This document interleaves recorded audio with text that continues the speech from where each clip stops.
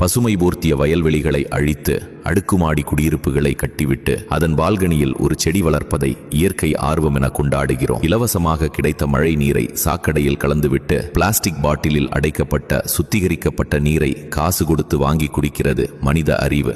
ஆறுகளை மணல் கொள்ளையடித்து பாலைவனமாக்கிவிட்டு கடல் நீரை குடிநீராக்கும் திட்டத்திற்கு பில்லியன் கணக்கில் செலவு செய்கிறது அரசாங்கம். சுவாசிக்க சுத்தமான காற்று கொடுத்த காடுகளை அழித்துவிட்டு மருத்துவமனையில் ஆக்சிஜன் சிலிண்டருக்கு வரிசையில் நிற்கிறது இந்த நாகரிக உலகம். இயற்கை கொடுத்த சத்தான உணவை மறந்துவிட்டு ரசாயனம் கலந்த உணவை உண்டுவிட்டு பின் அதை சரி செய்ய மாத்திரைகளை உணவாக உட்கொள்கிறோம். ஆயிரக்கணக்கான கோடிகளில் அணு ஆயுதங்களை உற்பத்தி செய்து குவித்து வைத்துக் கொண்டு உலக நாடுகளிடம் அமைதி பற்றி பாடம் எடுக்கிறது அதிகாரம். பக்கத்தில் அமர்ந்திருக்கும் உயிருள்ள உறவிடம் பேச நேரமில்லாமல் எங்கோ இருக்கும் அறிமுகம் இல்லாதவரிடம் சமூக வலைதளங்களில் மணிக்கணக்காக உரையாடுகிறோம். உடலுக்கு தீங்கு தரும் குளிர்பானங்களை விளம்பரத்தை பார்த்து வாங்குகிறோம். ஆனால் உடல் நலம் தரும் இளநீரின் விலையை 10 ரூபாய் குறைக்க பேரம் பேசுகிறோம். இயற்கை நமக்கு தேவையான அனைத்தையும் இலவசமாகவே வழங்கியது. ஆனால் அதை விலை கொடுத்து வாங்கினால்தான் மதிப்பு என்று மனிதன் நினைத்த போதுதான் அழிவு தொடங்கியது.